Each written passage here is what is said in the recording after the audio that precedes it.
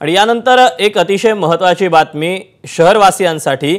CNG गॅसचा पुरवठा हा पूर्ववत होण्यासाठी आणखी काही तास हे लागणार असल्याची माहिती समोर आली। गेल कंपनीची सीएनजी पुरवठा करणाऱ्या पाईपलाईनच्या दुरुस्तीचं काम हे अजूनही पूर्ण झालेलं नाही। मुंबईच्या वडाळा सिटी टर्मिनलमध्ये गेल कंपनीकडून महानगर सीएनजी गॅसचा पुरवठा करणाऱ्या पाईपलाईनमध्ये काल दुपारपासून बिघाड झाला होता।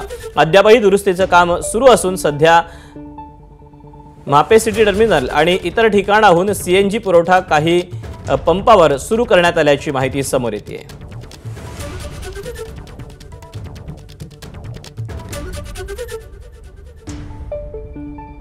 मुंबईत सीएनजी तुटवड्याचा फटका आज वाहन चालक आणि मुख्यतः रिक्षा चालकांना बसतोय।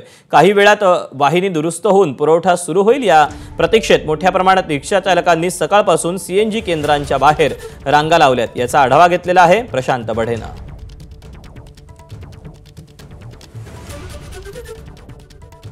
त्रास म्हणजे आम्ही धक्का मारून हे करतो, लोकांना बसून पण आम्ही डबल ट्रिपल असलं तर पण एक बाई म्हणली मला राजावाडीला जायचं, माझं वडील हॉस्पिटलमध्ये आहे, माझ्या बाजूला पुढे बसली, नंतर ते 2 पॅसेंजर सोडून त्याला मी तिथे सोडला।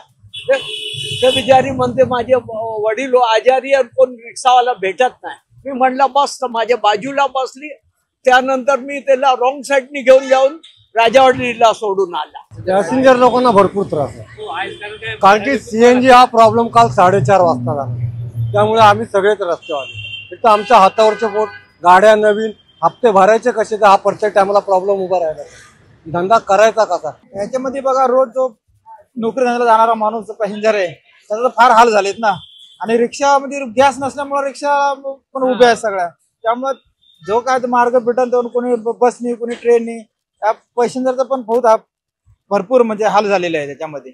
आणि आमचं रिक्षावाला हातावलं पोट आहे आमचं। कालपासून आम्ही आता आज सकाळपासून आम्ही लाईनला उभे आता कधी चालू होईल, कधी आम्हाला गॅस भेटेल, कधी आम्ही धंद्यावर जाणार, कधी घरी जाणार। एबीपी माझा, उघडा डोळे बघा नीट।